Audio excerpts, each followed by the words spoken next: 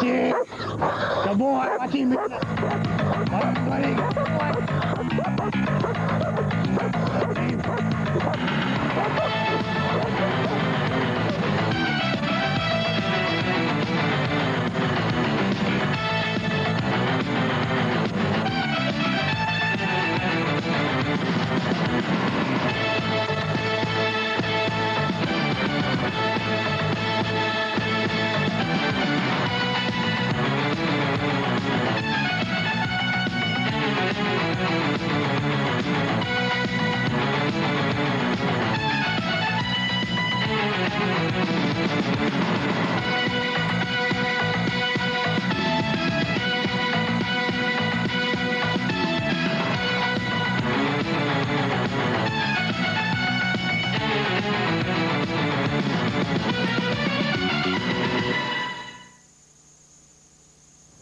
Good evening, I'm Officer Les Bryant with the Miamisburg Police Department.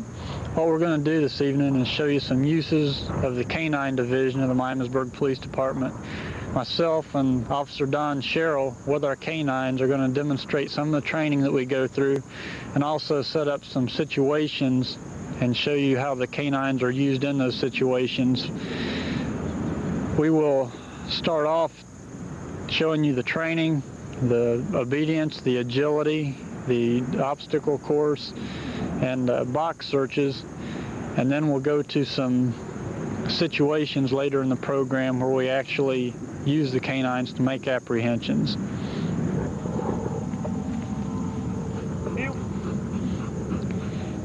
This is the obedience portion of the training. This is the first part of the training that the dogs go through when they go through the school. Before we try to do anything else with them, we have to get them so they're obedient and they'll listen to us. What Officer Sherrill's doing right now is the healing phase of the obedience. We just walk in different directions and the dog is trained to stay on our left side away from our weapon.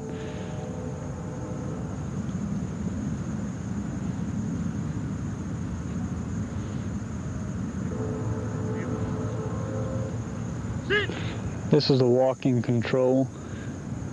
Officer Sherrill will walk back and forth and put the canine in various positions. He'll put him in a sit first, then a down, and then a stay.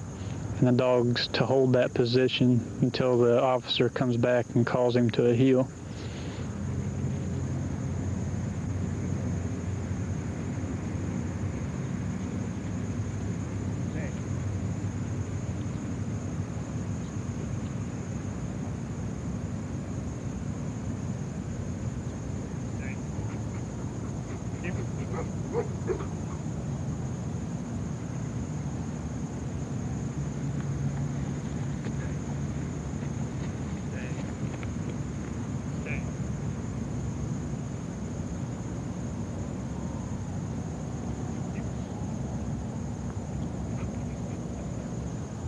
This is the distance control part of obedience.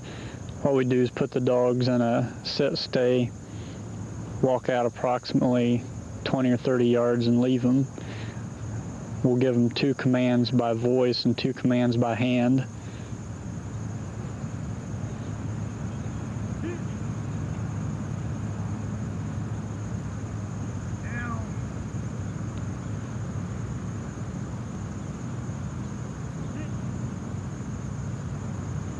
We'll then recall the dog to the finished position. He stopped him by a hand signal halfway. Now I'll call him to the finished position. You notice at the end of each exercise the dogs are praised. That's why they do each and every one of these exercises, for the praise.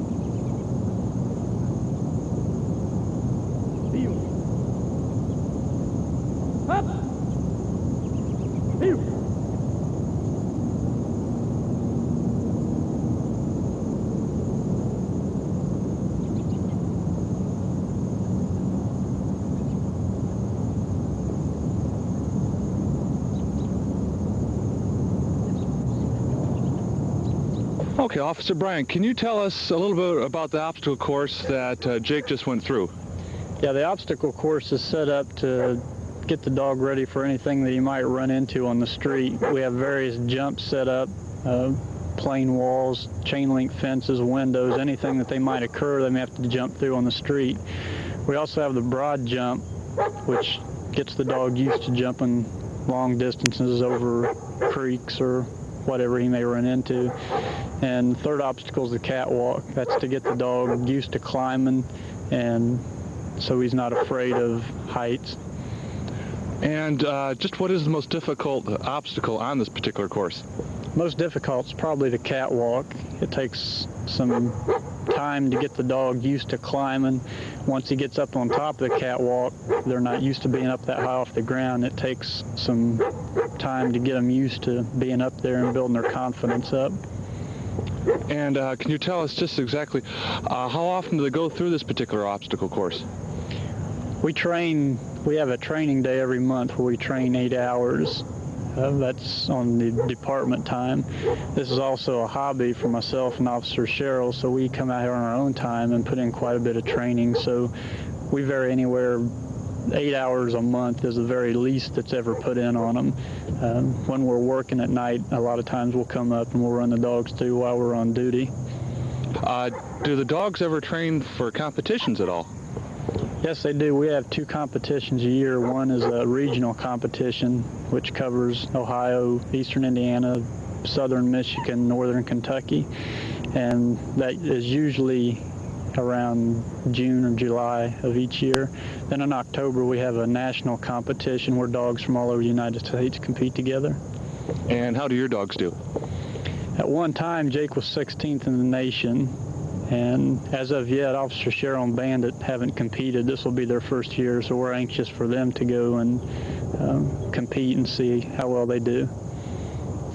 Sit. Sit. Got a trained cameraman here.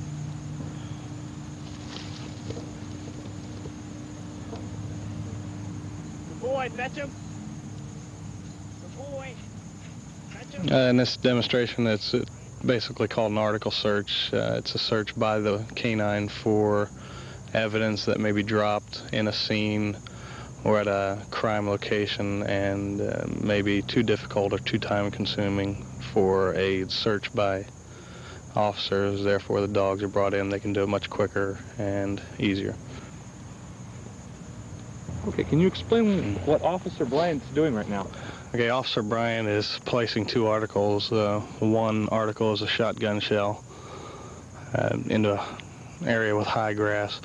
The other will be a piece of leather. The dogs are trained to find numerous different articles of different material, made of different materials. Basically, this covers anything that may be dropped from a weapon down to a driver's license. What Officer Cheryl is going to do is going to come out and walk around the area that is to be searched by the canine. The canine will search within this area, and he knows after being walked around and commanded to search to stay within that area. Officer Cheryl will now bring his dog to a sit-stay command and build up the dog's anticipation until he gets to seek. Seek.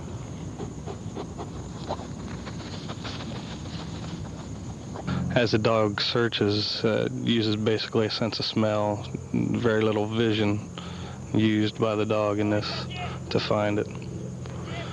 The canine will retrieve the article and heel to the left side and hand the article to the handler. Officer Bryant, can you tell us what Jake's going to be going through here? Yes, this is the box phase of the training. What we do here, we have 6 boxes, 4 by 4 by 4, and we'll hide a suspect inside one of the boxes. All the boxes have a small slot at the bottom of them. The dog will run from box to box and check each one, sniffing it and he'll go to the one with the suspect in it and indicate on that box. What this does, it simulates a building search, and it teaches them to use their nose to find somebody that's hiding from them. How sensitive are the noses? I've been hearing reports of dogs finding folks inside refrigerators or maybe underground, buried and so on. Is that, does this enhance this particular skill? Or it takes the skill of scent discrimination that they've got and brings it out. It teaches them to, like I said before, to find a suspect. After they learn that they can't find him by looking, they'll start using their nose. You. Sit.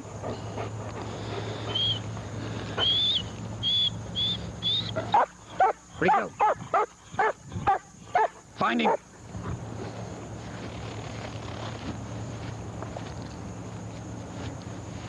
Good boy, find him.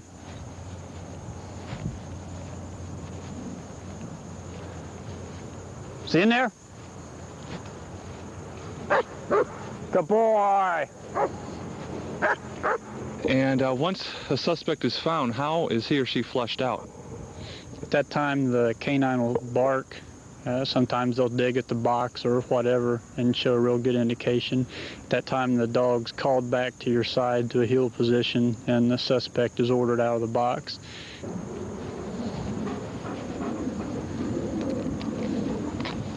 Okay, come out of the box.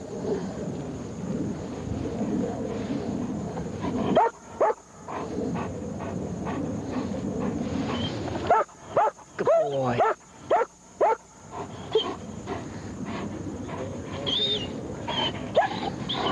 Get him. At that time, we'll usually let the canine bite the suspect, and that's kind of a game with the canine. That's his reward for finding the suspect in the box. Okay, now I see in this one that our suspect is wearing a padded arm of some type. Is this necessary during training? Yeah, we went through a lot of agitators, so we decided to start padding them, and they last a little bit longer that way. The padding is a ballistic material that we use, and it soaks up some of the pressure, and the teeth on the canines can't penetrate it, so that protects the suspect when they're running from the dogs. Now, once the dogs have made contact and have grabbed onto a suspect, how does the dog know when to release the suspect, or will the dog release the suspect?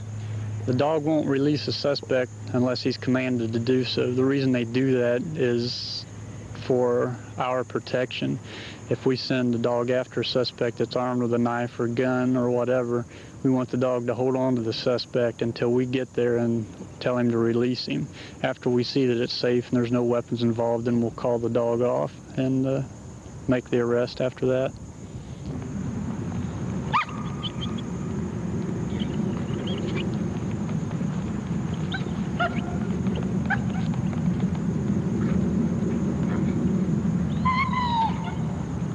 Okay, Don, can you tell us what's going on right now? Yes, this next portion, Dave, is what we call an attack series. Les and his dog Jake are going to run through a series of phases in the attack series. He's going to send his dog to bite the decoy. The second part of it is going to be a recall, where the dog is sent out to attack the subject and is called back prior to the bite in the event that the subject should stop running during a chase. We don't want the subject to get injured if not possible. The last part of it is a gunfire attack to show how the dog will, on his own, chase the subject in the event that there's gunfire. This will help the dog also to be more aware of his surroundings and to know exactly how to handle each situation without the handler necessarily telling him what to do.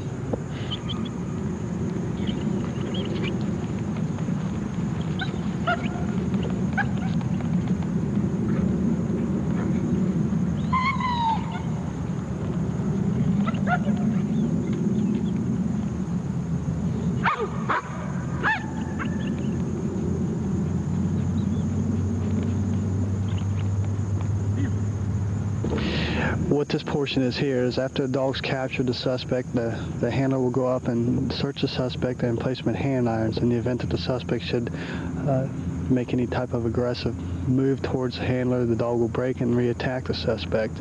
If not, the handler will be able to apprehend him and place him in hand irons adequately. In this case, the suspect did not make any motion to re-attack the handler, and therefore the dog did not re-attack the suspect. Hey! Get him! Ow! In this situation, the handler decided not to allow the dog to capture the suspect for various reasons.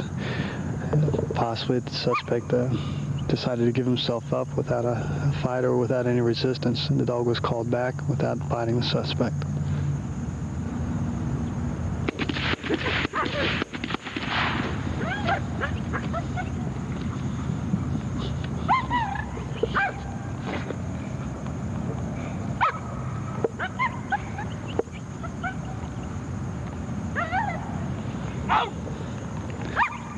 Here, the dog did not have to be ordered what to do. It automatically attacked and the sound of gunfire and the fleeing suspect.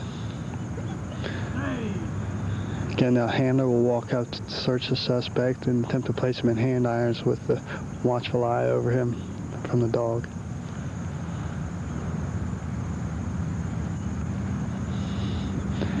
As you can see, if the suspect makes any aggressive moves towards the officer or the handler, the dog will automatically re-attack and take control of the situation.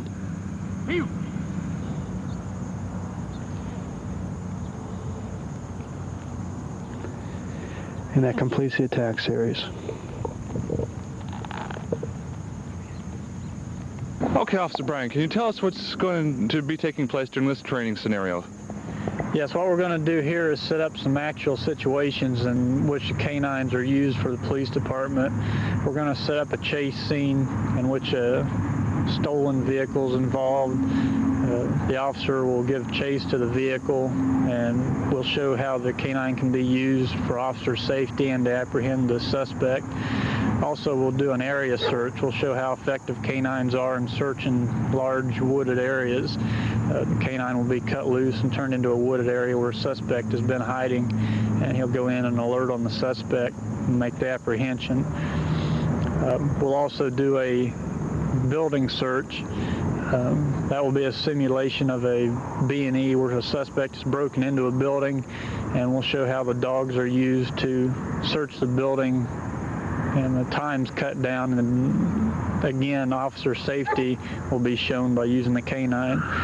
And lastly, we'll be doing a track from a building that has been broken into where a suspect has fled the scene. We'll use the dog to track the suspect and show how they're used in that way.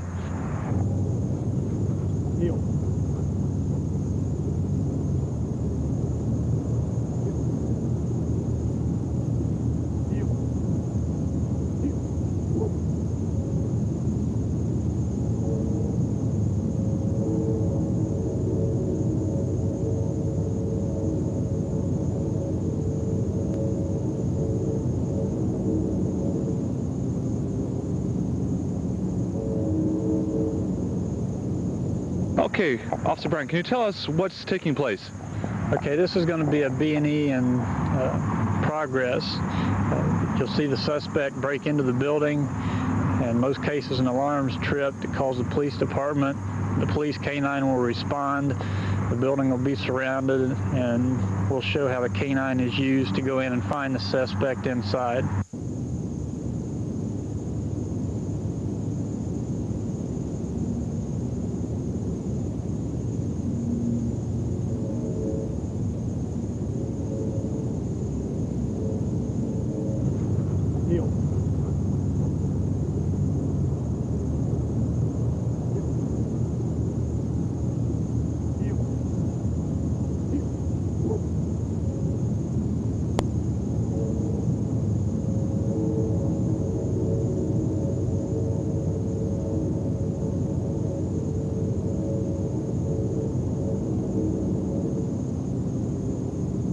what we'll do is yell inside. We give the suspect 2 minutes to come out. If the suspect doesn't come out, we'll use a dog to go in and search. So the police department, come out, the K-9 is going to be released.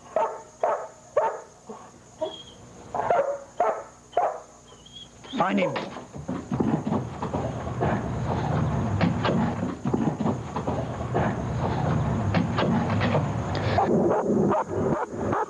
The dog uses his nose to find the suspect, and in that aspect he's more effective than police officers because he doesn't have to search every little room and every small spot that the suspect may be hiding. He can run through a hallway and pretty much tell whether there's anybody been around. Good boy, watch him.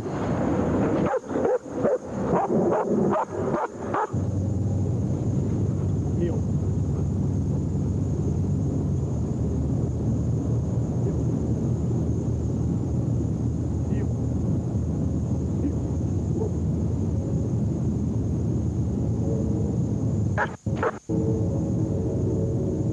Officer Brian, can you tell us, in the next scenario, the car chase, what's going to happen?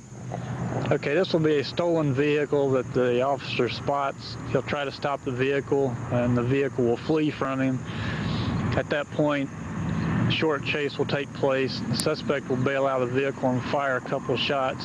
Again, we'll show how the canines provide officer safety, and the officer can stay covered behind the car while the canine makes the apprehension on the suspect and takes the weapon away.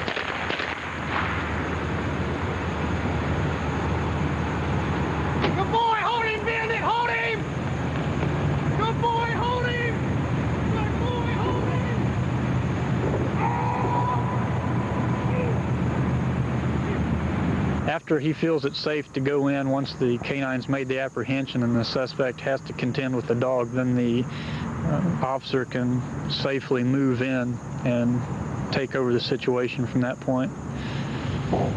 Officer Brian, can you tell us what's going to take place during the area search? Yes, this is when the canines are used outside. A lot of times a suspect will flee from a car into a wooded area, and most of the time it's going to be after dark, and it'd take a lot of police officers to go in and find the suspect. What we will do is show how the dog can go in and in just a matter of minutes locate the suspect and alert on him, and an apprehension will be made. Okay, what about inclement weather like snow, rain, and fog? How do the dogs react during that particular? That doesn't bother the dogs. It won't hamper them like it does a police officer, because they're not looking for the suspect. They're using their nose to smell the suspect in the air. Everybody puts off a certain amount of scent, and the dogs' noses are sensitive enough they can pick this up, and that's what the dog alerts on.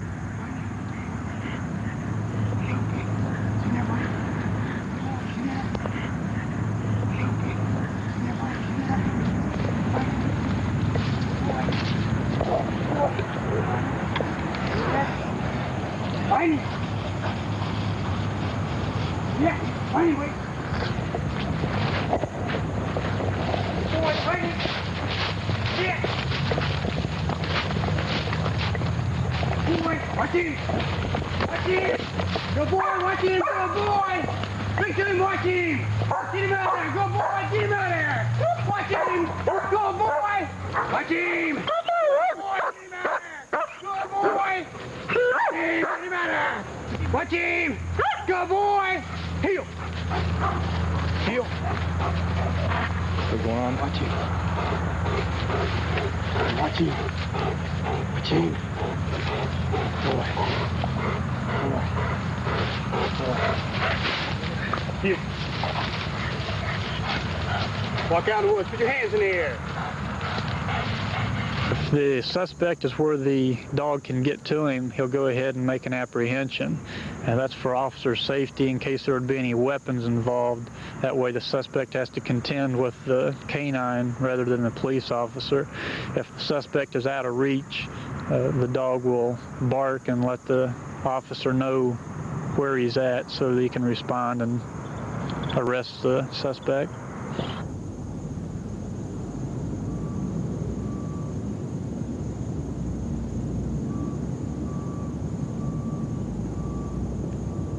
Officer Brian, can you tell us about the next scenario, which is tracking a suspect?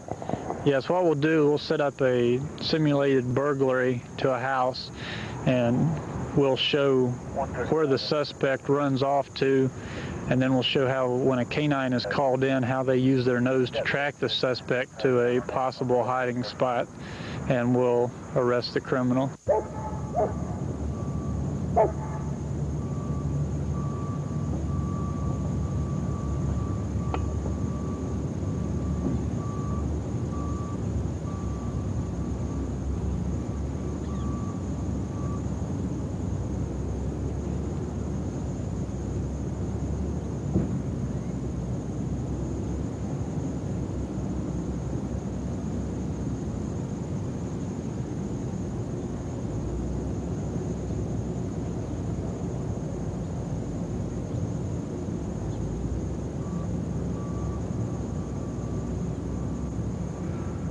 Is it actually the human scent that they smell? Or? And the reason they track is they start at one point, and as the scent gets stronger, I mean, as they get a lot farther along the track, the scent gets stronger, so that keeps their vision going. They keep on tracking until they get to the end of the scent. So the closer they get, of course, the scent will be stronger.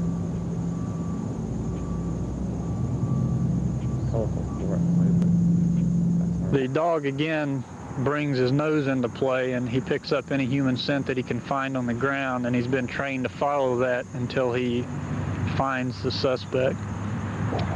Can other humans throw the scent off? No, we've got a certain amount of testing we do to them where we have a track laid, and then somebody will lay a fresh track over it to try to mess the dogs up, and the dogs are taught to discriminate against the newer scent and stick with the old one to find the suspect.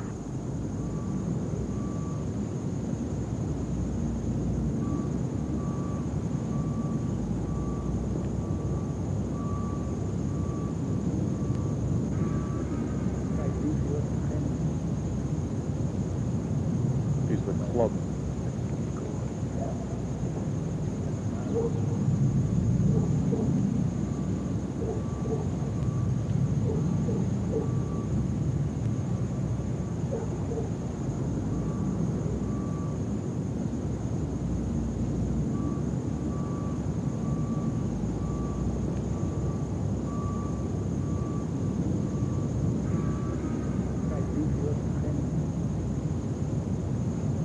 Use the club.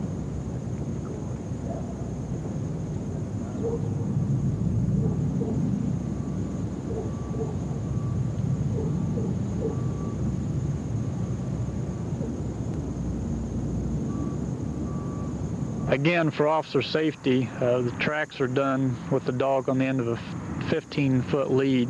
If the canine can reach the suspect, he'll go ahead and bite and make an apprehension until the officer's seen there's no weapons involved. Once he's determined there's no weapons involved, the canine will be called off and the suspect arrested at that point.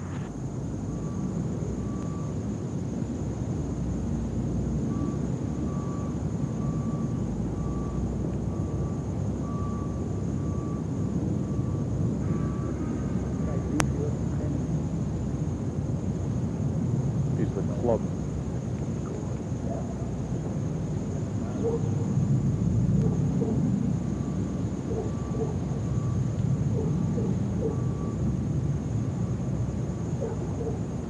Okay.